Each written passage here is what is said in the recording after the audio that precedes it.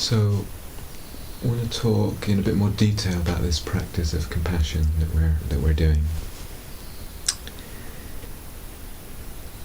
We could, one possible definition for compassion might be something like the natural response of the heart to suffering when that heart, when the mind, when the consciousness is not preoccupied with self, when it's not kind of contracted around self, what I want, including a kind of negative self-view. I'm terrible, or this, or whatever it is. So when that kind of contraction around self isn't there, the natural response of the heart when it meets suffering will be this compassion. That's one possible definition. So compassion differs from metta in that it's specific to suffering. Specific to suffering. It's oriented towards suffering. It's a response towards suffering, towards dukkha. And compassion, as an energy, it wants to alleviate the suffering. It wants to heal the suffering. It wants to go out and to soothe suffering.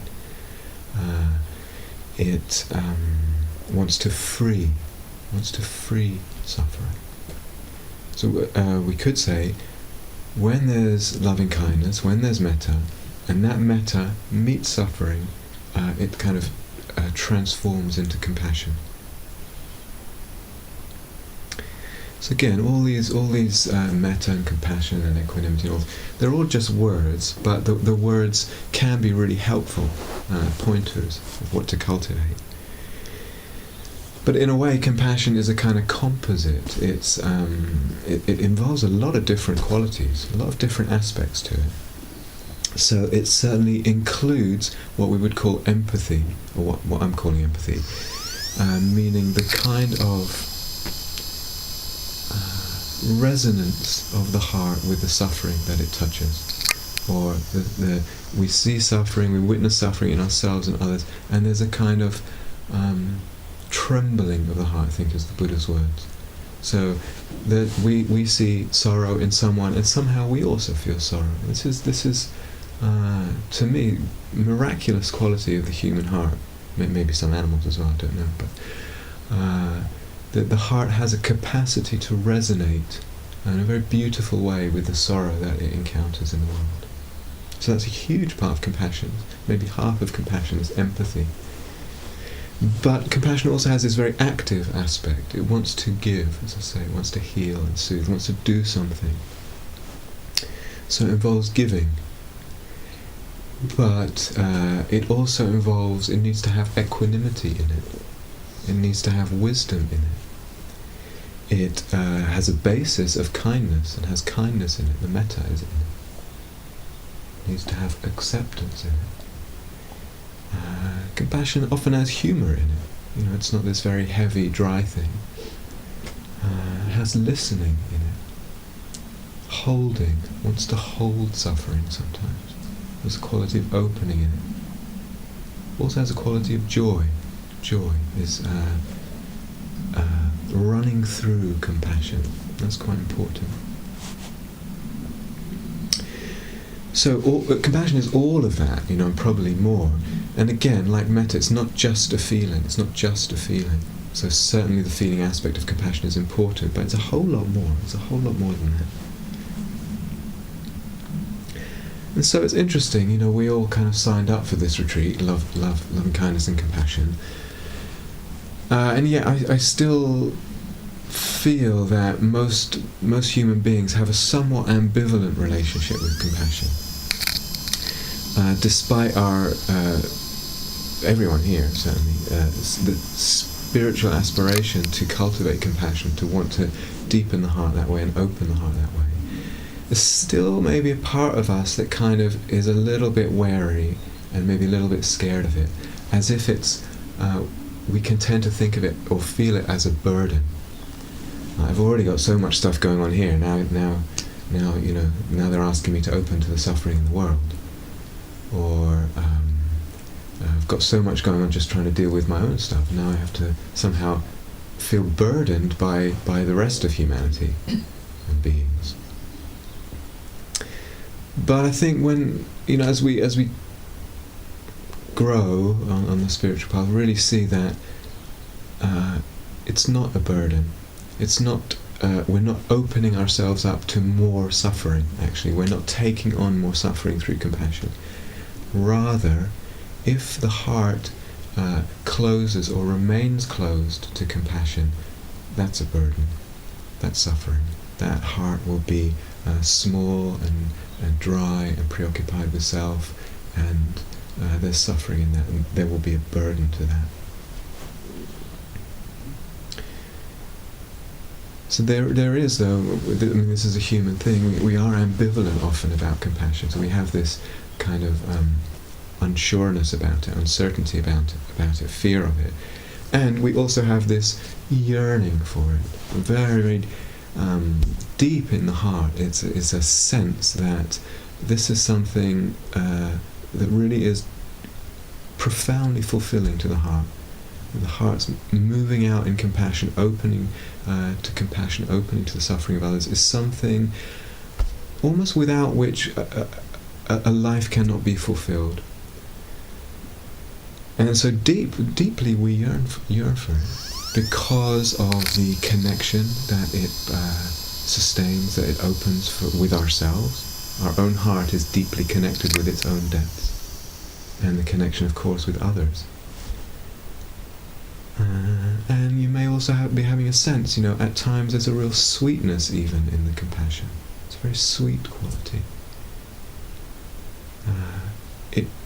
It should be an energizing quality, something of it that's actually sustaining, bright. It should also be, and this may or may not be the case more or less, but it should also be a pleasant quality. It's something that the heart can settle into and actually enjoy compassion. Not a burden, not something to be scared of. The warmth of it, the beauty of it. And again, going way back to, I think, something I said in the opening talk, that compassion is an ennobling quality. It really gives a kind of beautiful nobility to the heart. And this is something which we can be genuinely proud of, our aspiration towards compassion. Perhaps on another level too, it dissolves the kind of prison of self-interest that is our typical sort of dwelling place. And this, again, is something that we're ambivalent about. So we, again, oftentimes, spiritual practitioners feel the constriction of the self, and that as a prison, and yearn to be free, and yet, whoa, maybe not so fast. It's a little bit, can be a little bit disorienting, or we're actually not sure how much we want to let go of the self-interest.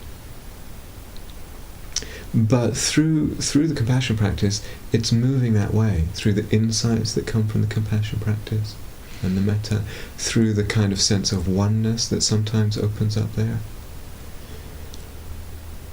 And slowly over time, I really think we begin to sense that we cannot be fulfilled. We cannot actually find a really deep happiness in life if we're self-centered. Like, from the center of self to go out in the world searching for happiness is doomed to failure, is doomed to limitation, doomed to actually create suffering. And as these practices mature, I think I would say that there comes a point for people when one just says, actually, I'm just not interested in living a life with self at the center anymore. It's just something has just either gradually or suddenly just snapped. And that kind of life with self at the center is no longer that interesting. But all this happens gradually, but there's a deeper and deeper commitment to love and to compassion. And as I think John said in maybe the opening talk, the Dalai Lama, someone with tremendous years of practice and commitment, says, my religion is kindness. It's just moved to that kind of place.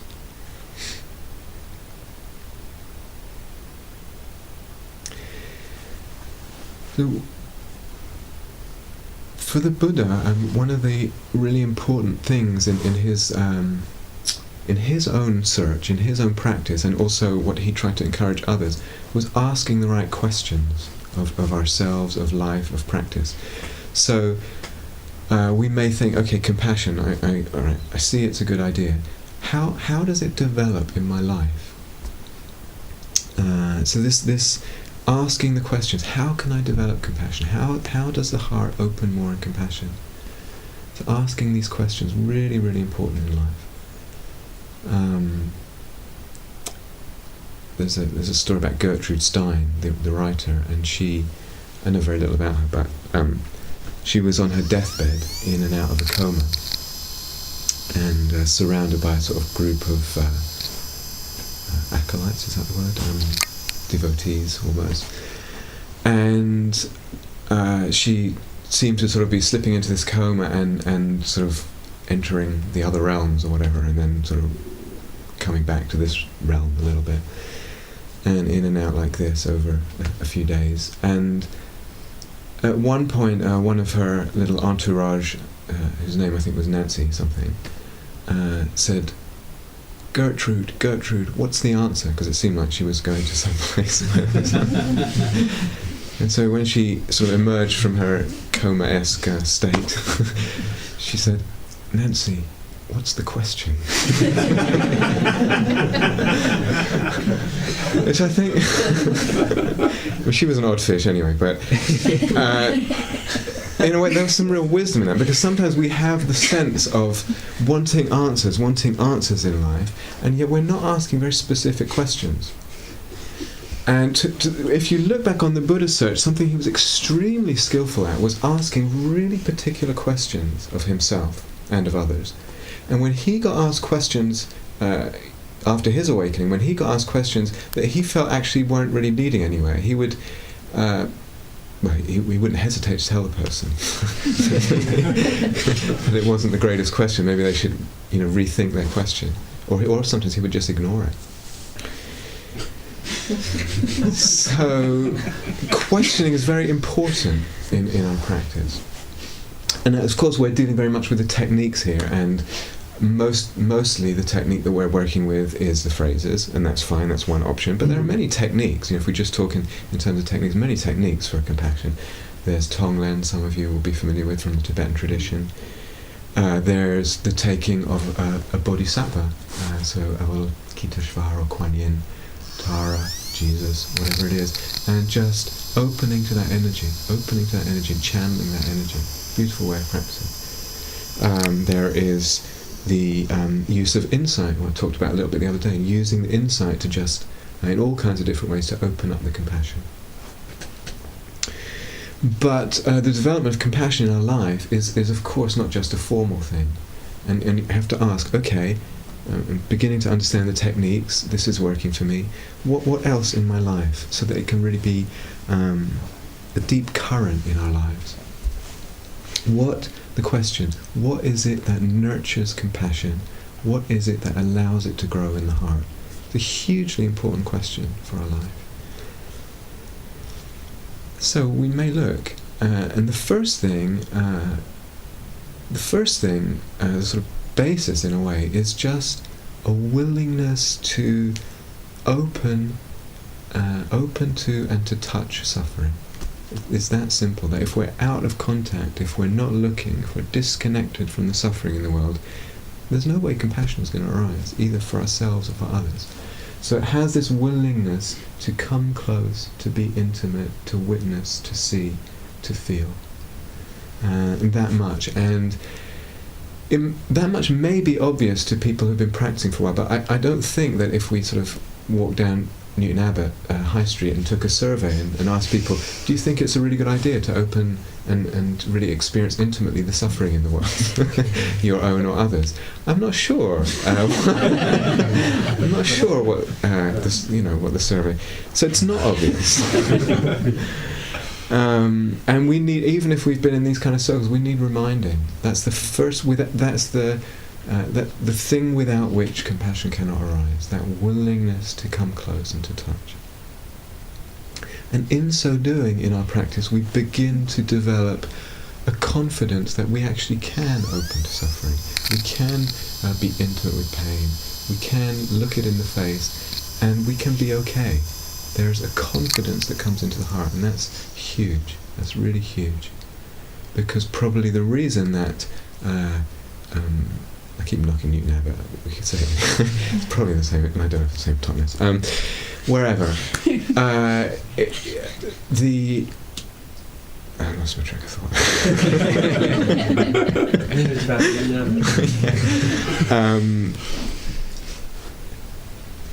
Anyway, we develop a confidence by doing this, which is huge, because that's the one thing that would be lacking, I think, without that practice.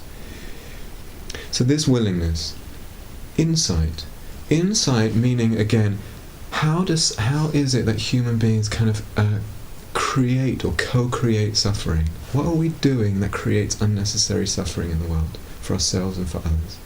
That's what insight is. It's understanding how suffering is created, understanding it so deeply that we don't do it anymore. When there's that insight, when there's that understanding of suffering, compassion comes automatically, because we look around us and inside us and we just see it's going on all the time, through clinging, through ignorance, through misunderstanding. And with that insight comes compassion. As the deepening of the understanding of anatta, of this not self, the emptiness of self, as that deepens, compassion is natural. Less to protect, less barriers between you and me, less barriers between me and the world. Natural sense of non-separation. And the compassion is organic in that, organic. Also, the importance of, the Buddha talks a lot about association with the wise in order to cultivate wisdom, like as well as practice, just hanging out with people who are wise, talking with them, being with them, seeing how they live. I would add to that association with the compassionate, like really spending time with people who are really devoted to compassion, to service in the world. It kind of has a way of rubbing off. So willingness to open, insight, anatta, action. I didn't say that one yet. Action, meaning actually doing stuff. Because we meditate and hopefully we're transforming our intentions. We're transforming our heart so that actually spontaneously it wants to pour out into the world. It wants to pour its love out into the world. It wants to hold the suffering. We're transforming the heart gradually, reconditioning the heart at very deep levels. And so the movement is from inner to outer, but not to underestimate the movement from outer to inner. We act in the world out of service, even when we're not feeling like it.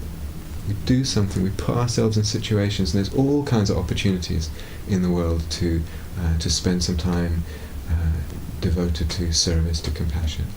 And that somehow transforms the inner as well. So action and association. And the last one, right now at least, is some degree of happiness, I would say, or well-being, or joy, or something like that. Whatever word is okay for you. That when we feel a certain amount of buoyancy, it's much easier for the heart to move out, to be not preoccupied with self, not burdened by life. And that happiness is a kind of foundation, not only for the samadhi, as I said, but also for compassion. So I have a friend, I think I mentioned her the other day, and she really has an extraordinary capacity for compassion. It's just one of these people who has natural, huge heart. And she has, for all kinds of complicated reasons, and she has a history of suffering from periods of depression. And when she's in that more folded-in place, her heart just closes down, and I think she wants to be available, but she can't. She just doesn't have those inner resources. So taking care of our happiness, our well-being, is actually hugely important.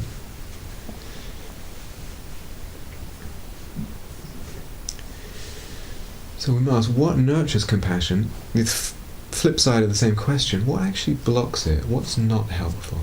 What's kind of getting in the way a little bit?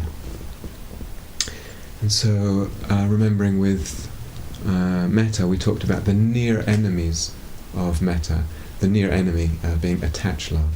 Compassion has 4 near enemies. 4 things, 4 qualities that arise as human beings. They will arise for us. They can look like compassion. They can be mistaken for compassion, but they're not. They're kind of diversions. And again, not that they're wrong, or that we want to judge them, or that they shouldn't arise and we expect them not to arise. They're actually part of having a human heart, part of our humanity, part of the learning process. So really not to judge these when they arise, or shun them or anything. Actually to look into what the differences are. So they are, I'll go through them in a bit more detail. Fear, anger, pity, and grief. Fear, anger, pity, grief. So fear, and oftentimes I've come across people practicing compassion, and they're kind of have this relationship of fear to it. Again, fear of the suffering that they will open to, and that it will be burdensome, or that they will be, drowning in sadness and drowning in grief. We fear our own suffering. This is very, very clear to us. There's emotional pain that we have, or physical pain, and we have a response of fear to it. But that fear only compounds the suffering. It only adds to it. And we need to be very clear about this. Fear is actually not something very helpful in relationship to our own suffering, for the most part. And then in relationship to the suffering of the world, we can feel like little old me is supposed to open up to the, maybe infinite suffering of the world, the infinite suffering of beings. And this little sense of self can feel overwhelmed.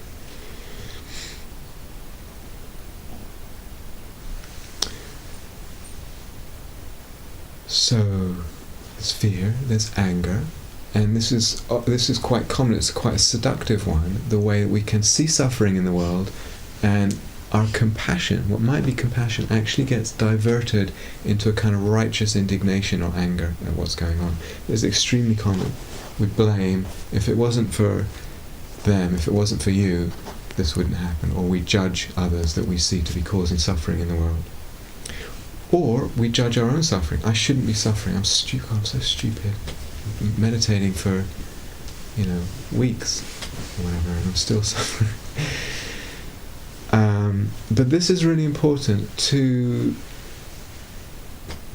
wisdom, and the wisdom in compassion understands the causes and the conditions that give rise to suffering. Understands what the Buddha would call the dependent origination of suffering. So, I think I mentioned it sometime.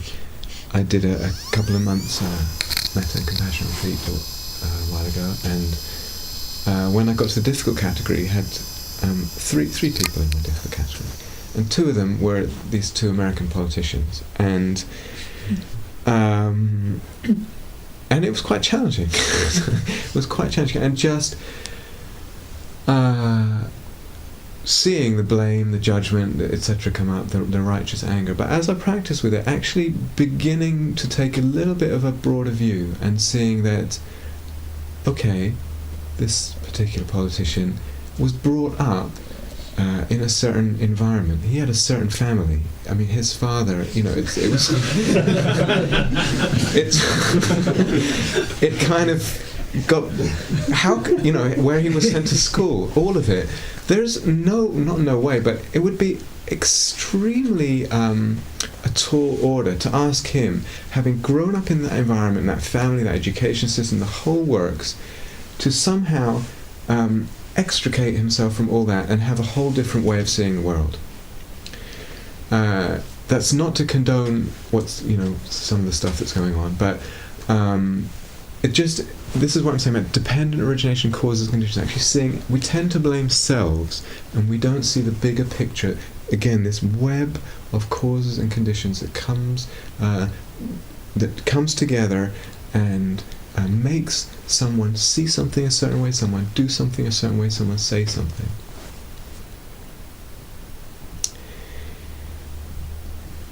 So there's that. There's understanding the causes and conditions of dependent origination. Really, really important when we see when we're trying to be compassionate to those who are actually causing suffering in the world. The other part is also a reflection on karma.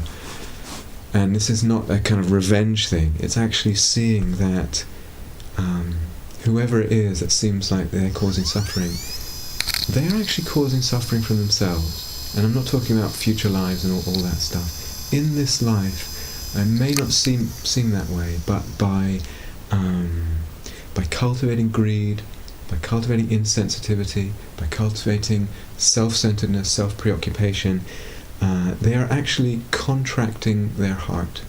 There's a very real limit to how much a heart caught up in all of that, acting from all of that. There's a very real limit to the amount of true peace, true well-being, true joy that heart can open to, despite what else comes their way. This isn't, when we talk about karma, it's not a revenge. We don't get behind it because they're going to get it. It's really, can we use that as a compassion, as a doorway to compassion. The last two years that I lived in the States, I lived in this. I moved out of the sort of inner city thing to I wanted a bit more greenery around me, so I moved to this suburb. And it turned out after I got there that it was really nice actually, and but it turned out to kind of be a sort of in the suburb of the American dream, so to speak, and so a lot of people had swimming pools, and I didn't have swimming pools. A lot of people have swimming pools and cars, and a lot of the cars there were these SUVs, so sports utility vehicles, this big kind of. Do you know what I mean when I say SUV? Yeah, four-wheel drive, exactly. At that time in America, there was no emissions. They could have all kinds of pollutants in their exhaust, and there was no law against it. And there were also, of course, gas guzzlers, etc. like that. And I had been quite involved with different environmental projects and movements and stuff. And so I would walk around my otherwise very nice neighbourhood and enjoying the greenery and everything, but actually fuming at seeing all these SUVs and really, really getting quite bothered by it. And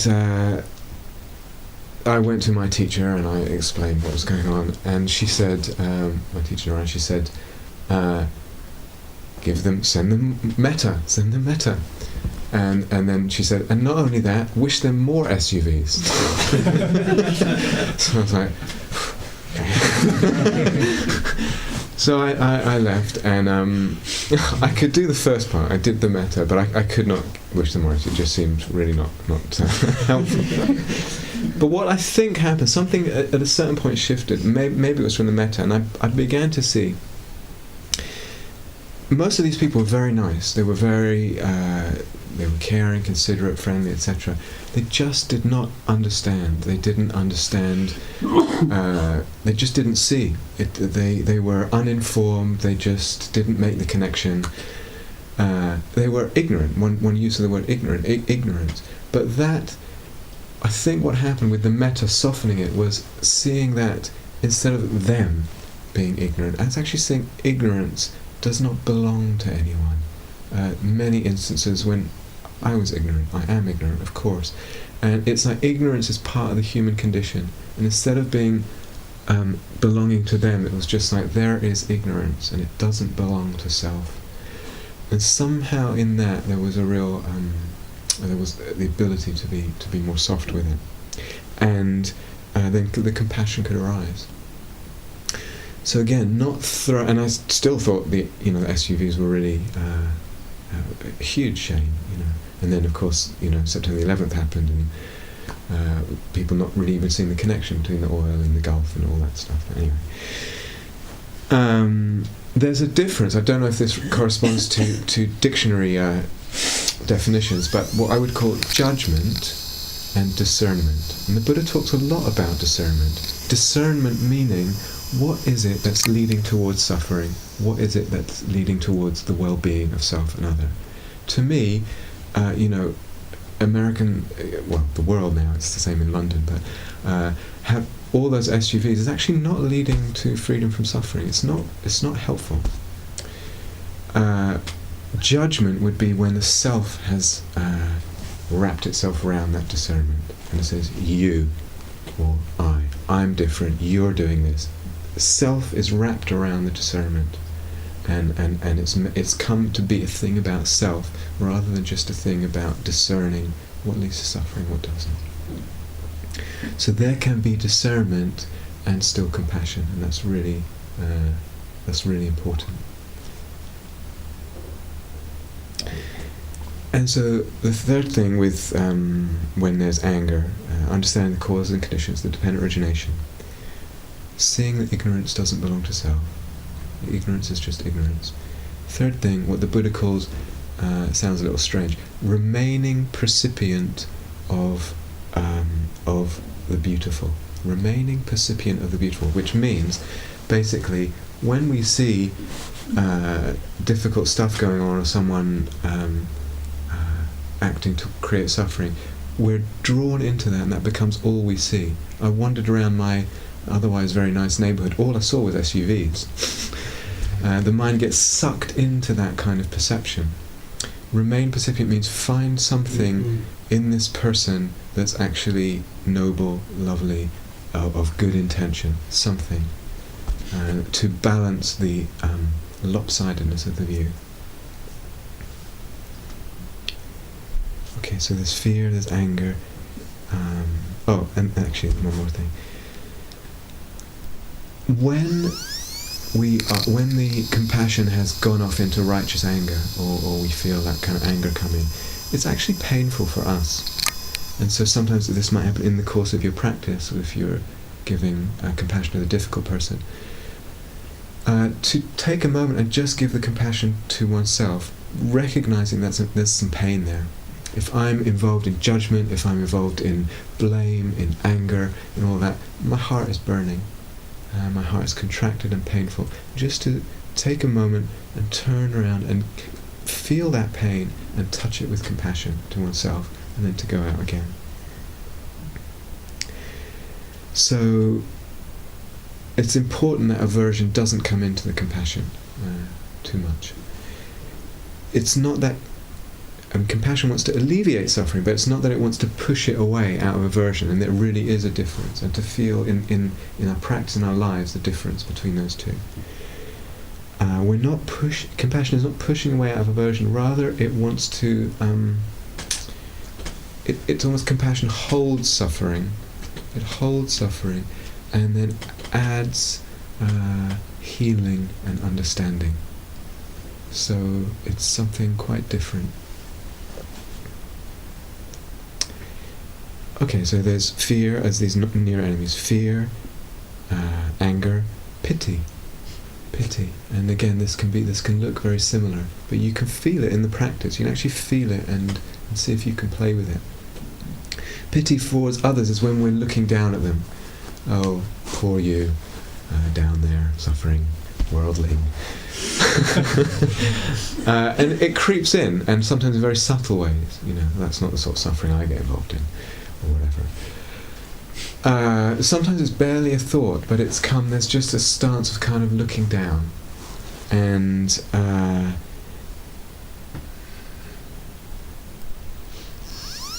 you can see it also, interestingly, in ourselves. We can somehow we can get into self-pity, and that's quite common. Maybe it's when we're comparing our state of suffering with others, and we're sort of down. But to see that self-pity is something disempowering. Compassion is something that's actually energizing and healing, and moves towards the alleviation of suffering. Self-pity would just keep it cycling. It's disempowering. It actually keeps suffering there. Compassion to self and other is empowering and not debilitating. So in the practice you can see, when has pity crept in, and is there some way I can equalize things again? all the near enemies, what they have in common is that there's too much self-view in the mix at that time, whether it's anger or fear or pity, whatever. There's too much self, either myself or yourself, their self. Too much selfing is going on. There's too much of that in the picture.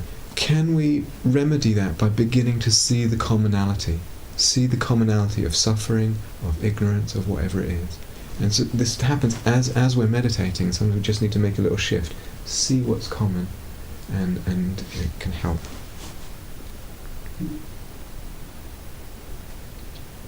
So suffering is suffering, and it's something that we all have, and delusion is delusion, and it's something that we all have.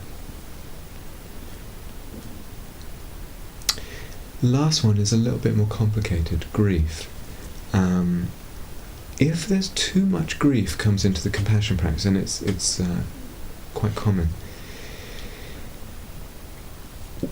we can feel overwhelmed, we can really feel tired and burdened, and the practice can become tiring and debilitating. It's a little bit complicated because sometimes we touch on things and it's necessary to feel the grief and to kind of release grief. However, maybe just to add, sometimes to look into how does grief sometimes spiral and kind of feed itself. So grief, even if it's a very real and necessary grief, has a way of, we actually feel quite tired afterwards. Even if it's very real, I need to release this. There's a kind of tiredness to it. That low physical energy can then actually set up the conditions for more grief. And it can just keep going like that because the physical energy has sunk. So just something to be aware of when we're working with grief. Some of it may be really necessary. Sometimes it might just be spiraling in an unnecessary way. For the practice of compassion, we don't want to be too much over in the grief all the time. So some is going to be inevitable, and it's actually a beautiful thing that the heart is touched by that. But you want it to be balanced.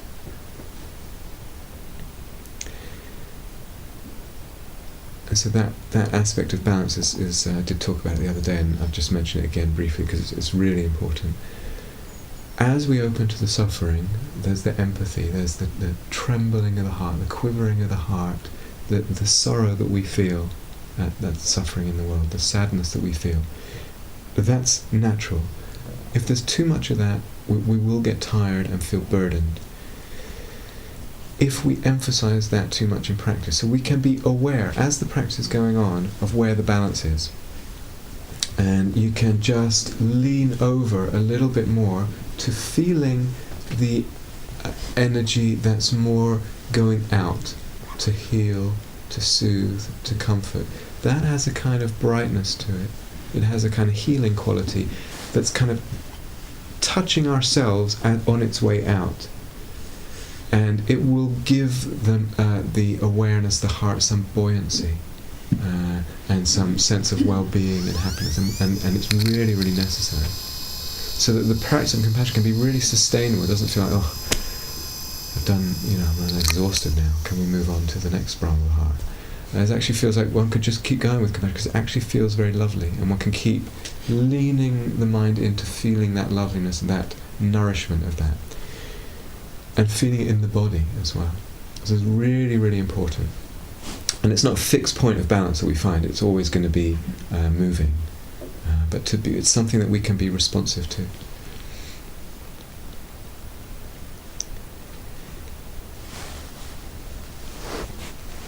As the practice of compassion deepens, so we're working with this balance, and we're healing, we're sensitive to suffering, and we're radiating out the healing.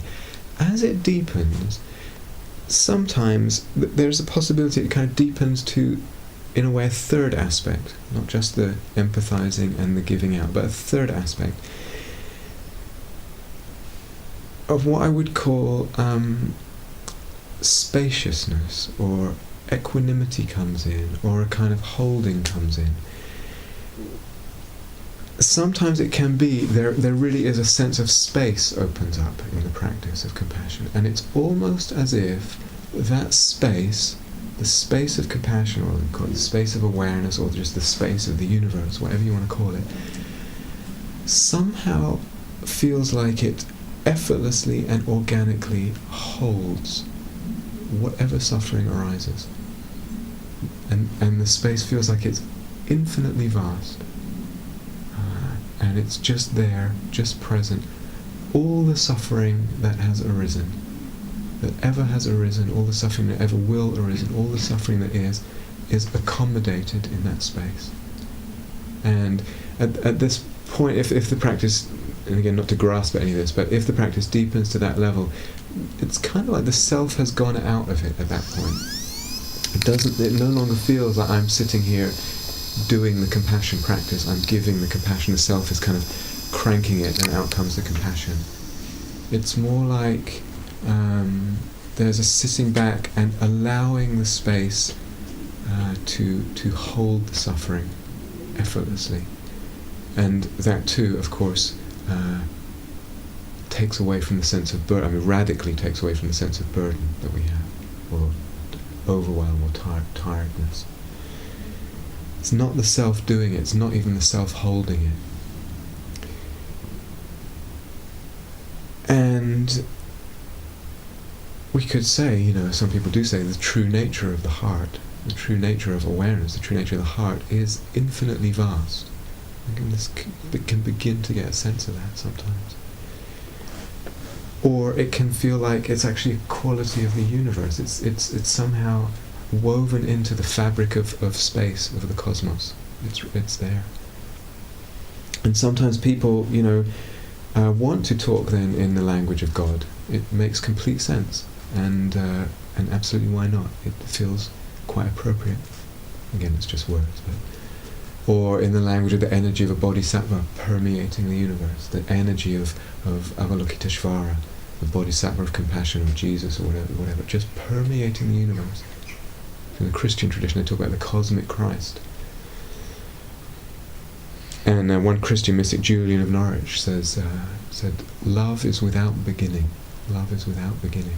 And sometimes the practice can just, it by itself, just open up to that other space. There's a possibility, again, not to grasp at any of this.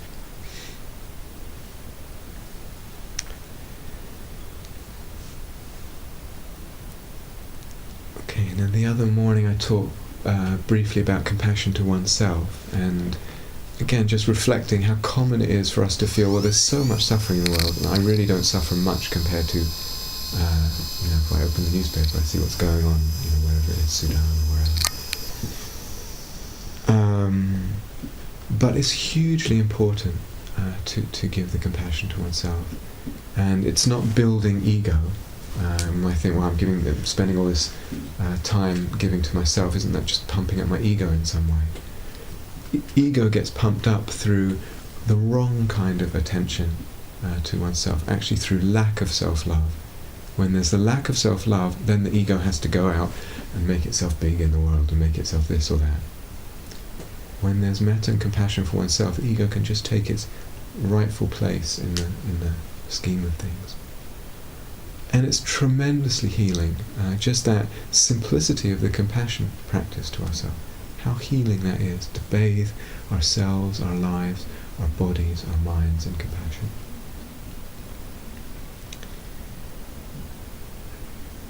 And then, as I mentioned briefly the other day, just to mention them briefly, possibilities of other sort of more insight openings through compassion to oneself. When we do the compassion to oneself, and there's not a particularly strong suffering there, so not when there's really a lot of something difficult going on. There's just one's just kind of going about in one's usual humdrum meditative day.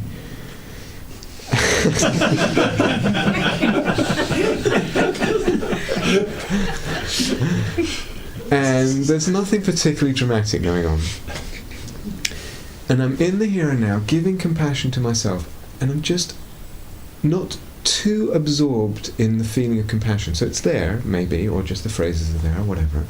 But there's a little bit more wideness to include what I see, and the sounds, and what I'm feeling emotionally, and the thoughts, and the body sensations. Just a little bit more wideness. there's a climate of compassion and some degree of samadhi, which may mean that the phrases have got very sparse, or not using the phrases, or it's just one word, or whatever. In that climate of compassion, with a little bit more broad awareness, it's like a lens of looking at the present moment, the present experience, through the lens of seeing suffering and the end of suffering in the moment. So we begin to see little sufferings, little ways that we're creating suffering. And organically somehow, because of the compassion practice, we can it just unhooks. It's actually, we don't really need to do it. It's just organically unhooked. You may find this, you may find it. We become conscious of what we're clinging to in the moment. And it could be, oh, when's this walking period going to end? Could be we actually feel ourselves, the consciousness, move out of the here and now, and we feel with it the kind of contraction and the subtle suffering of that. In the climate of compassion, in the awareness, and it just, may you be free, and we realise where the freedom is. It's not from moving out of the here and now, and we let go of that impulse. Or we may just realise the heart is closed down a bit, and that's not where the freedom is. That's not where the healing is. And it's almost like we're not really thinking about it, it's just happening, and then the heart can open again when we see it. There's can be a natural letting go there. Or we're aware of something we're grasping at. Or we're aware of how we're building things with the self-story. So there's actually some suffering, and then we're piling on decades of history and decades of future, and they're not, mother and father and grandparents and everything. It's all piled on there, and suddenly we've got this huge conglomerate of suffering, and we're actually seeing that in the moment. Oh, this is what I'm doing, and I'm saying, may you be free. And we see the freedom is actually just to let go of that, and just to be with the pain, which is probably considerably less than this whole mass of built-up stuff. But it could be any level of insight. So could be one's been working with emptiness a lot, and one sees, I've moved back into making things seem really real. I'm out of the emptiness, or I'm giving things solidity and time. Whatever it is, doesn't matter. This way of practicing can have a way of, I feel, kind of consolidating whatever insight feels fresh. So we feel like, you're on retreat and I'm understanding this or that about how suffering gets created. And this way of practicing can actually just keep it being used, keep it active, keep it fresh, consolidate it. So it's one possibility, and you don't actually have to go anywhere near that if you don't feel like it. But I'm just putting it out there. And the second one that I mentioned the other day was also compassion to self. There's some degree of calming that happens, and in the calmness there's a little more sense of just inner space. And I begin to see, who is this, don't even ask, who is this self I'm giving the compassion to? And I just see mind moments of experience. A moment of an emotion, a moment of a thought, a moment of a sight, a moment of a feeling, a moment of whatever it is. Suffering, a moment of ease. That's all I can find, mind moments. I actually can't find anything else. And so the compassion practice, as it calms, can begin to feel like I'm just actually giving compassion to these mind moments. There's nothing else there. It's just, there's a mind moment and it's being touched with compassion and compassion. So this really does begin to free up the sense of self. And free up the compassion with it. Less sense of self, more compassion. And then we can take that level of insight and actually do it the same with others. So I see there's nothing here but mind moments, nothing there but mind moments. And we give compassion to someone else, and again the calming, we see, I'm just giving compassion to their mind moments. In a way, they're ownerless mind moments. There's no owner, they're just mind moments arising. Can give a real sense of softness and space and emptiness too in the practice. This is bringing the anatta in. So, like I said, these are just two options, and really not to worry if they're not if you're not including them. They're just options. Really not a big deal.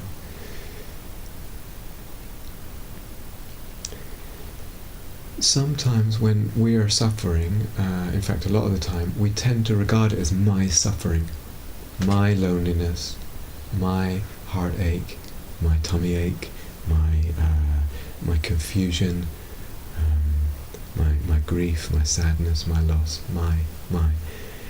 And we actually, although we know it intellectually, we actually lose sight in the moment that my suffering is actually not different than the suffering of others. It's really not different. So I remember being in a class of my teacher, and one of the exercises we had as a homework one week was whenever suffering comes up, especially in meditation, seeing if you can reflect for a moment. Someone, somewhere, is either going through this exact same thing right now, or has, and actually bring that as a conscious reflection into the being with the suffering, and can have quite a strong effect. When we begin to see the humanity of our suffering kind of is human suffering, it can begin to soften and can begin to open, and some compassion for ourselves can begin to come in.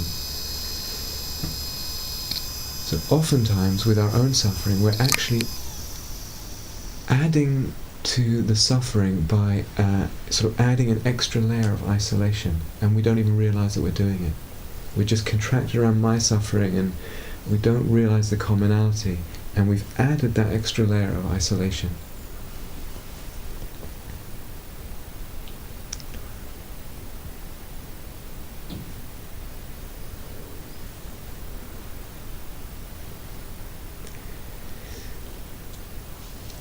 So we've opened up to all the categories now, or you can take them in order or whatever you like, but sometimes when we're in the compassion practice, we notice, I'm giving compassion to this person, they actually don't seem to have much suffering in their life, and there's really not much there, and that's valid, and we don't need to kind of imagine scenarios for them, or imagine that they're sitting on some repressed volcano of suffering that needs to come up from their unconscious. It may be the case, but but it's also the compassion practice doesn't need that. When there's no obvious suffering, we can just bring to mind a kind of sensitivity, a quietening, a sensitivity. Bring to mind that it's not easy being human. It's not easy just being alive. We share a kind of vulnerability. We share uncertainty. We share the challenges of being alive. We don't need to create suffering for someone. Or just to admit, I actually don't know what suffering you have in your life, what suffering you have had. I don't know what suffering is going on right now, maybe that I'm completely unaware of. I don't know what will befall you in the future. And it's that kind of I don't know, but I know that being human, you need and are going to need compassion.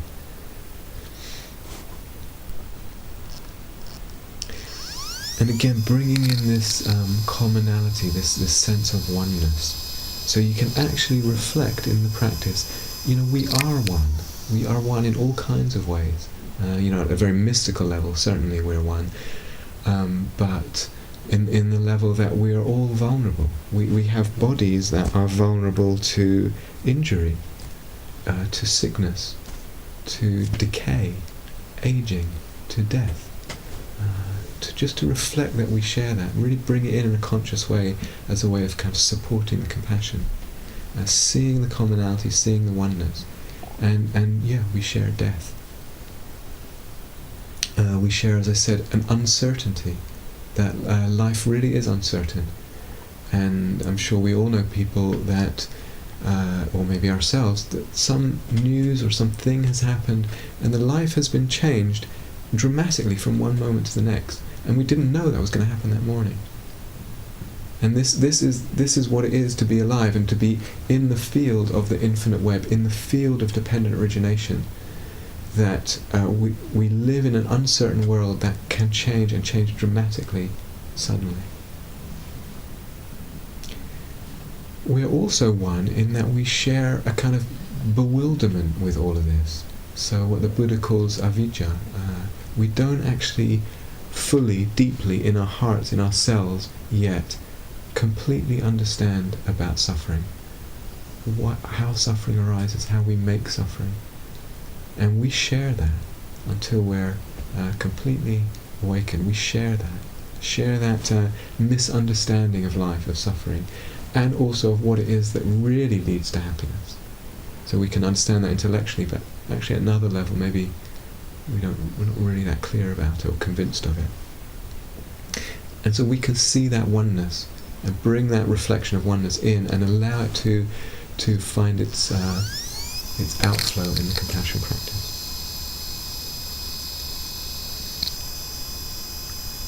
So we need, as I said, to touch the suffering of life with the compassion practice, and also to see the commonality and see the oneness. And there's a beautiful poem that in a way speaks about this. Some of you may know it. It's by a poet called Naomi Shihab Nye. It's actually called Kindness, but I think that what she's really talking about is compassion. She says, "Before you know what kindness really is, you must lose things. Feel the future dissolve in a moment, like salt in a weakened broth. What you held in your hand, what you counted and carefully saved, all this must go, so you know how desolate the landscape can be between the regions of kindness. How you ride and ride, thinking the bus will never stop. The passengers eating maize and chicken will stare out the window forever. Before you learn the tender gravity of kindness, you must travel where the Indian in a white poncho lies dead by the side of the road. You must see how this could be you, how he too was someone who journeyed through the night with plans and the simple breath that kept him alive. Before you know kindness as the deepest thing inside, you must know sorrow as the other deepest thing. You must wake up with sorrow. You must speak to it till your voice catches the thread of all sorrows, and you see the size of the cloth. Then it is only kindness that makes sense anymore. Only kindness that ties your shoes and sends you out into the day to mail letters and purchase bread.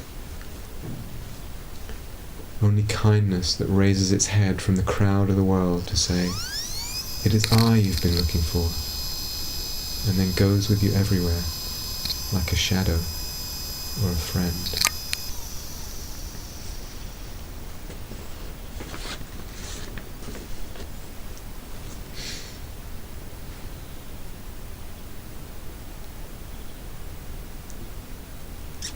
I just want to say one final thing about bringing emptiness of self into the compassion practice, another possibility. Sometimes when we talk about emptiness, in the very word, it sounds like there's nothing there, or it sounds quite nihilistic or dry, or whatever. Another kind of angle is almost to regard a person as empty. Another way of saying it is they are infinite. A person is infinite. The nature of a person is infinite. So what do I mean? If we reflect on this body, can actually, and the science tells us, it's like all of us in this room share molecules that make up whatever it is, our nails and teeth and skin and all the complex functioning of the body. The molecules were actually all created in the same supernova explosion of some star that exploded a long time ago and kind of drifted in this cloud to the Earth. Those molecules were all in the same star at one point. And going back way further, the whole universe was kind of compressed into one little, very small, with the Big Bang. It was all literally one thing, one fabric. And we reflect in the present moment. We are breathing the same air just through the course of this talk. Probably we've all breathed 99.9% of the air molecules we have been in and out of each of us. That means there's very few air molecules in this room right now that have not been in and out of every person. And someone told me, right now there's I knew you wanted the windows open.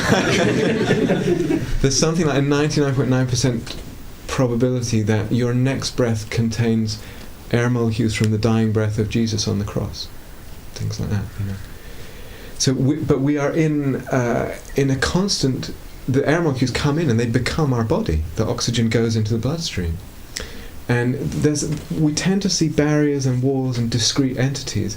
When we look deeper, there are no barriers. It's a very fluid, amorphous, non-separate thing. This body. Food. So Stephen Batchelor has this example of eating a banana, and you're chewing the banana, then you swallow it, and bananas being very mushy. At what point does the banana become you? And when it's being absorbed and there's sort of mush in there, and when does it kind of become you, and when is it still the banana?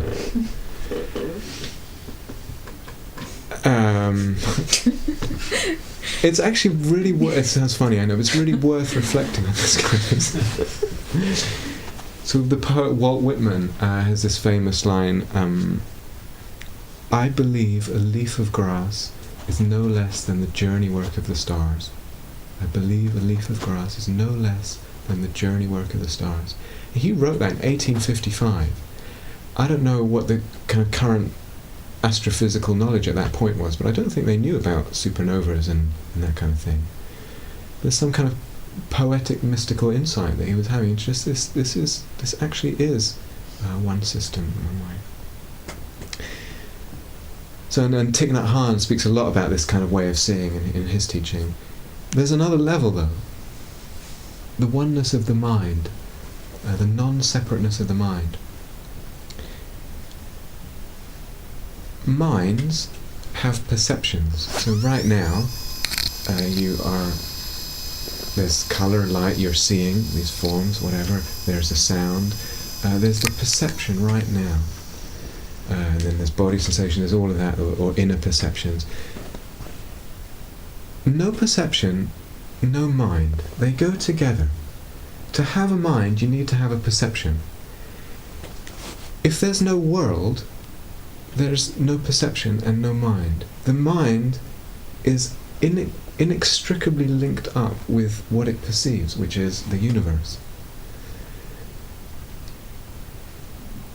Mind is not separate from the world. It feels separate. Self feels separate from others, from the world, from the universe. Mind feels separate. This is the great delusion. Not separate. So all of this at first, it can sound like, well, that's a nice, cute intellectual idea. Maybe the next time I find myself at a cocktail party with nothing to say, I'll sort of strike up that as a conversation and then watch the people wander away. No,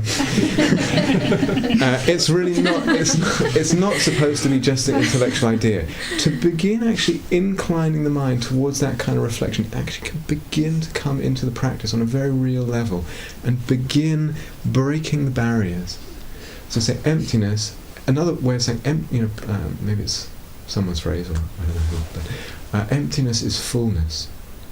There's a way that these beings, you cannot separate them, mind or body, from the whole rest of the universe.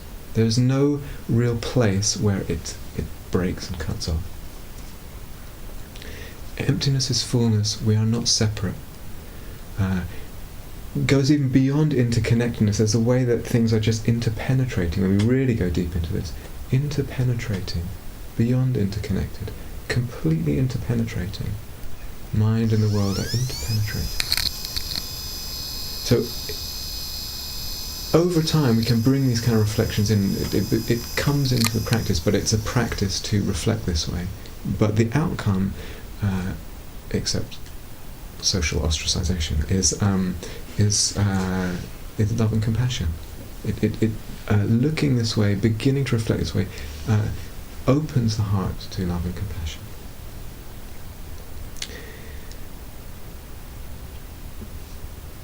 Okay, I think I will stop there.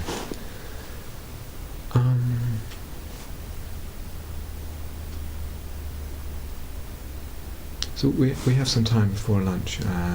say quite a lot. Are there any questions about either what I've said or what's been said over the days, or about the practice at all? Martin?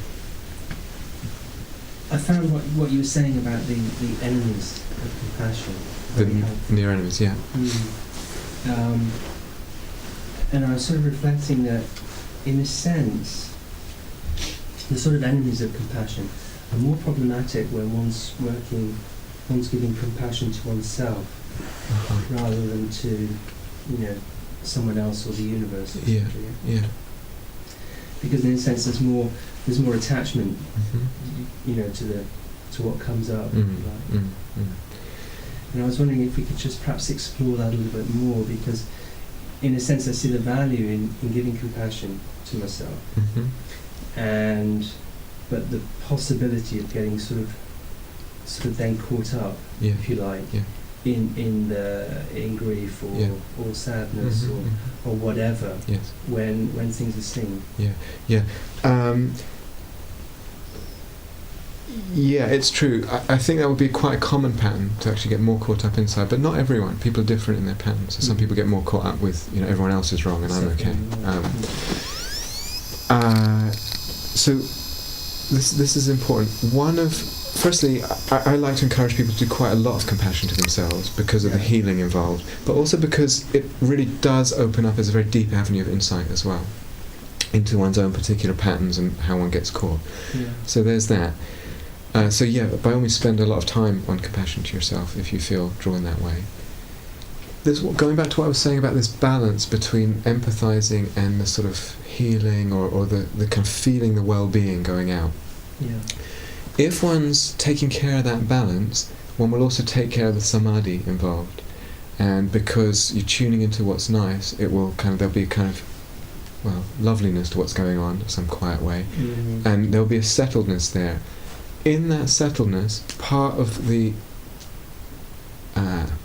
result of the samadhi will be less tendency to create problems. That's what goes with samadhi. But also, when there are problems, to see them more clearly and more spaciously. So if you're practicing compassion with the right kind of balance, it's good. You're actually opening up to the kind of things you would do in your life anyway, but seeing them more spaciously, more clearly, because they're less.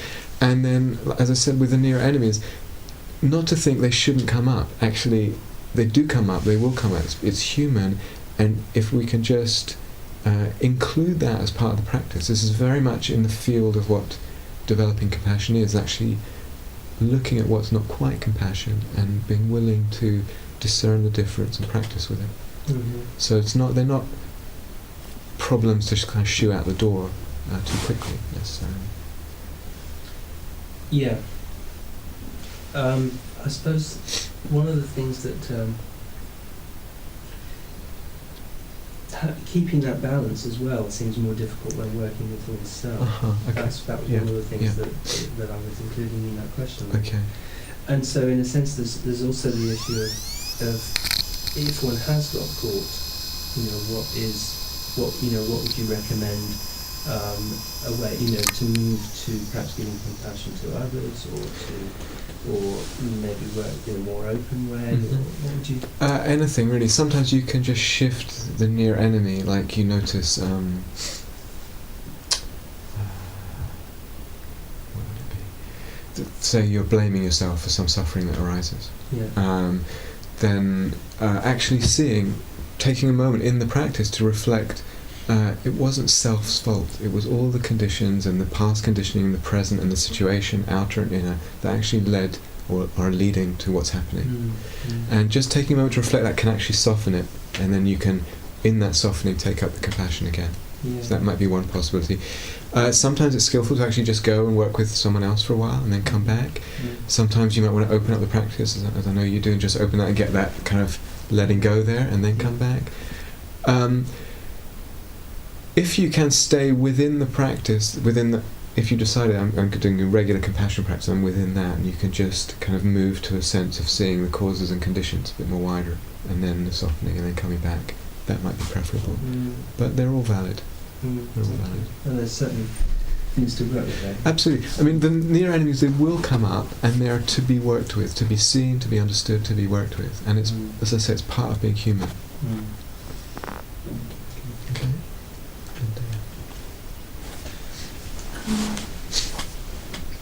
I wonder a lot about action that is born out of compassion. Yeah. Because I can be in that space feeling very compassionate with the suffering in the world and quite equanimous and spacious with it. But then when the question of action comes in, and this big thing in my life actually, that's where the equanimity goes. Because how can you have action without attachment to results? Because if you're not attached to results, then how can you be motivated for the action? If you are attached to the results, that is when it becomes overwhelming. Because Sure.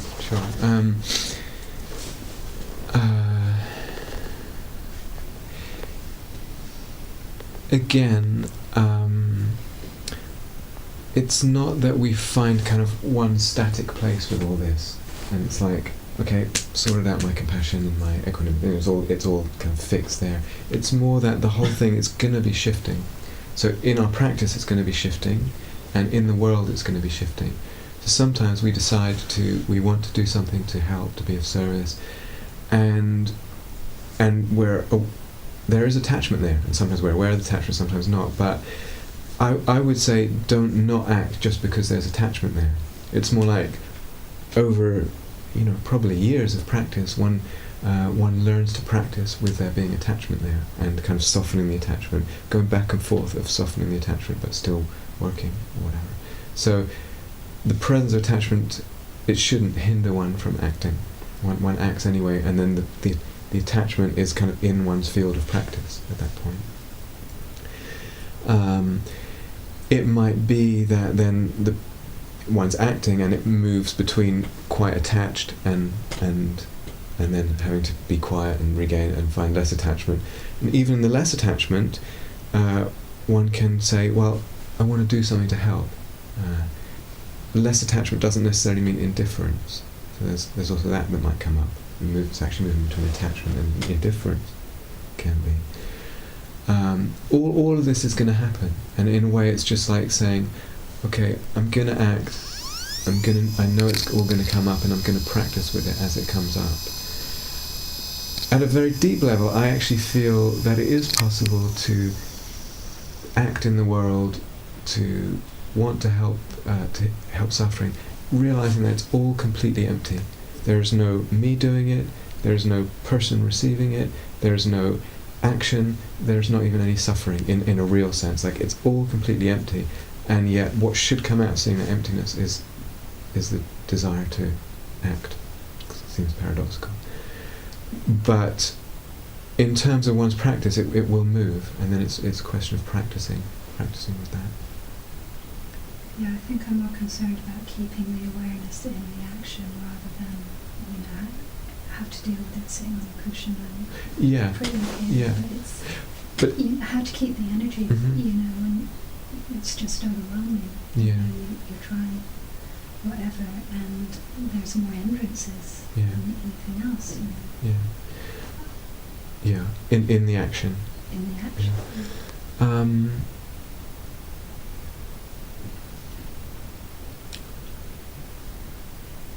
I'm not sure. Is there a specific situation that you're thinking of? The answer just came into my Okay, what was it? The biggest hindrance is the self, or the sense of the self. Yeah. I mean, I think what happens with these practices, they get, and sometimes a lot, stuff that I've said today can just sound completely abstract, no self and this and no boundaries and everything. I think what happens is after a while it becomes something that's much more workable in a moment, as we're moving through action. And more real. But I don't know, that takes practice. Is it a particular, you don't have to say what it is, but is it a particular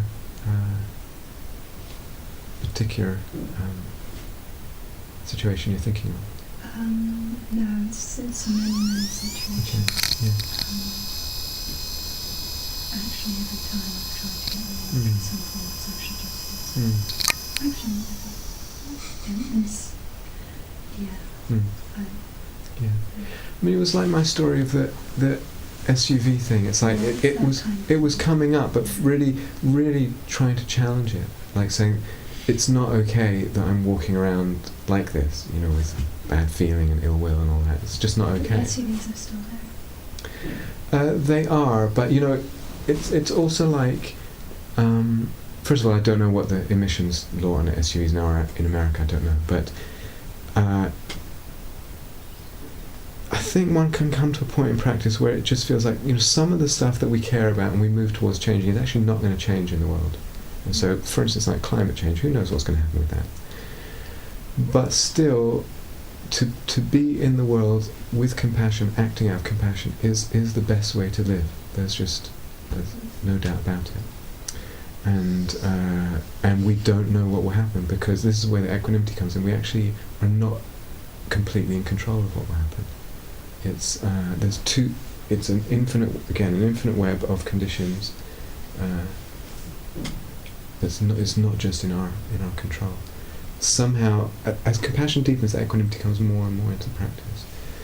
But even if something's not going to change, it's still that being in the world, viewing the world and acting out of a place of compassion is just the best way to be. There's nothing that comes close to it. We can be angry, or we can be indifferent, or we can be selfish, or whatever. But compassion is the best. And we don't know what will happen out of that. We'll be speaking more about equanimity later in the retreat. But it's a hard one. It is a hard one. I really feel like we have to challenge it. We have to, in the moment, we have to challenge it. Find it.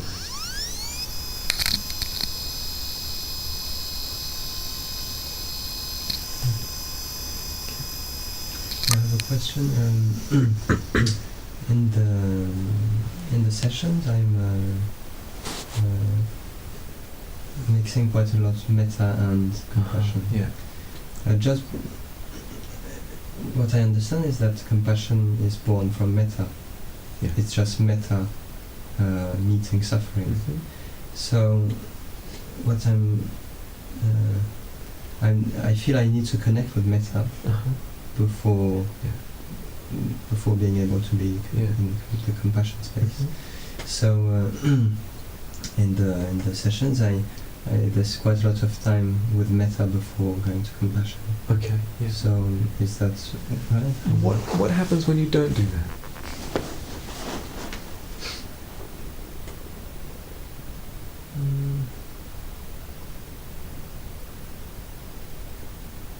Yeah, it just feels difficult to really connect with the feeling of compassion. Okay. I mean, there's a couple of ways. It's fine, it's fine. I think I would rather that you can do more straight compassion, just so that you could be really clear about what the difference is. But it's fine if that goes on. I mean, you might want to just be aware of someone suffering and kind of just sit with that and see what the response is and see what comes. Can be really skillful. Or in the context of compassion, you're actually not getting so sucked in immediately to where the really strong suffering is. So you're thinking of the friend or the benefactor, whatever it is, and you're just aware of their being and the fact that they're human and everything. And there's a quality of, it's almost like metta, but you're just aware that life has suffering in it too. And then you're giving it, and then you can turn a bit more and include what might be more obvious suffering. Does that make sense? Mm-hmm. But it's not too much of a big deal. If you can kind of whittle down the time spent on metta and make it more compassion, that would also be good. Like just get more and more used to the feeling of compassion so that you can cue into that more readily. Mm-hmm. Yeah? Yeah. Okay. Is that your question? Yeah. Okay. Yeah. That's it.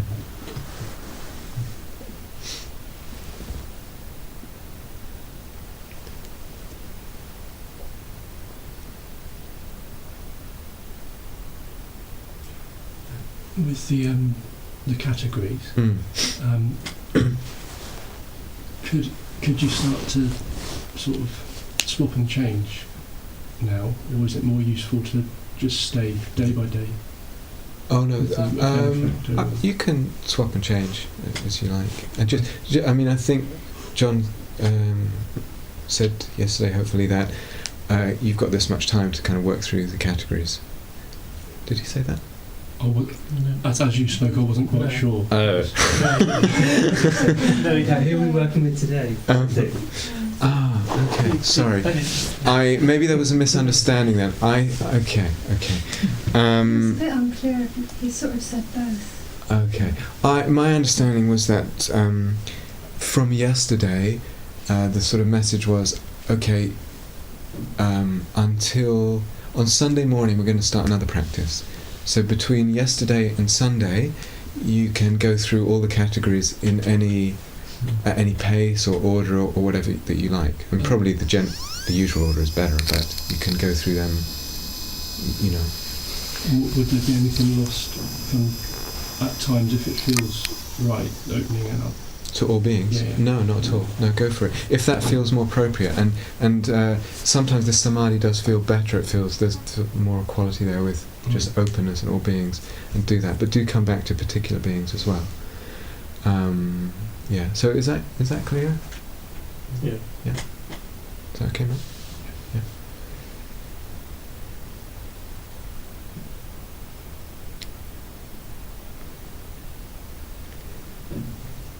Andrew. Overlapping with the categories. Like for instance, my person I've been using as difficult in the metta practice was the first to come to mind of the person who's obviously suffering. Yeah. And things like this. Yeah, that's fine. Again, you want to take care of making the practice easy. Right. Because they're not. So if it feels like, well, this is just, I'm not really connecting with anything here. I'm just.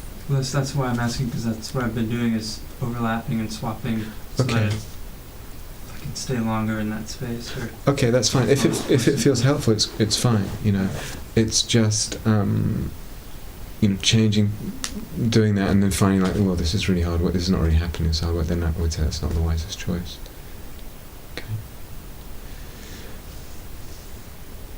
So again, if you go to all beings in the next few days, you can just, one of the ways, well, there are always ways I said, but you can just be in a space of compassion, just and random images of beings, or what you might have seen on the news or newspaper or whatever, beings that you know or don't know, might just come in and go and come and go, but the space is quite important. So just a space radiating compassion. And sometimes it can feel like you're just resting in that space, and there's very little doing, very little phrases. It's just a sort of not doing much. It's just a space of compassion. That can be really helpful.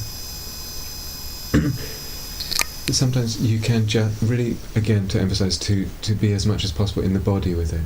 So it's like almost like the body becomes compassion. It's just radiating out compassion. You've become compassion. It can happen sometimes. Yeah, Bill. Again about swapping the categories. I have the categories I use for practicing metta aren't.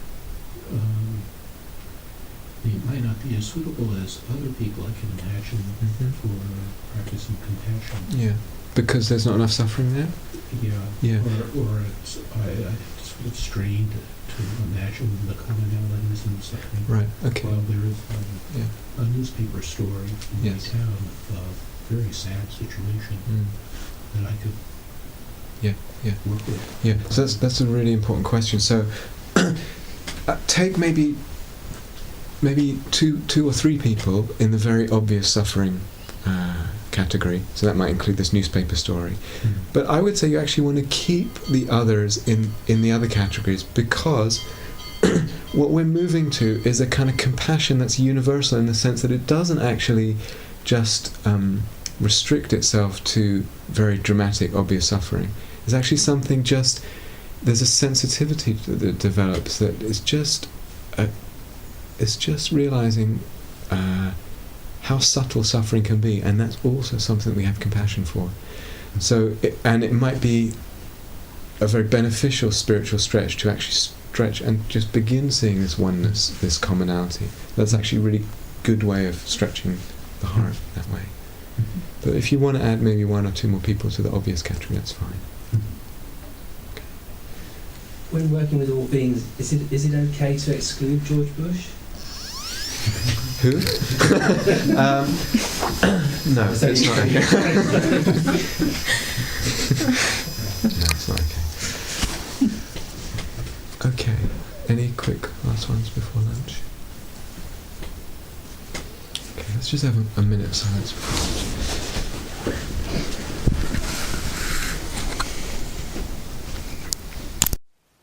Thank you for listening.